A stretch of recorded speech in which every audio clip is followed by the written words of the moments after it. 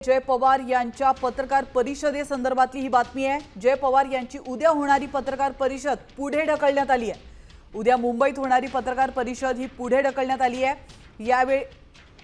याविषयी अधिक माहिती देण्यासाठी आपले प्रतिनिधी अक्षय बडवे आपल्यासोबत जोडले गेलेले आहेत। अक्षय, आपण पाहतोय जय पवार यांची जी पत्रकार परिषद उद्या होणार होती त्याकडे संपूर्ण महाराष्ट्राचं लक्ष लागलं होतं, मात्र ती आता पोस्टपोन करण्यात आली आहे। काय अधिक माहिती मिळू शकते? निश्चित आपण बघू शकतो की राष्ट्रवादी काँग्रेस पक्षाचे नेते जय पवार यांची उद्या मुंबईत एक पत्रकार परिषद आयोजित करण्यात आली होती, मात्र काही अपरिहार्य कारणास्तव ती पुढे ढकलण्यात आली असल्याची माहिती जी आहे ती आता राष्ट्रवादी काँग्रेसकडून अधिकृतरित्या दिलेली आहे।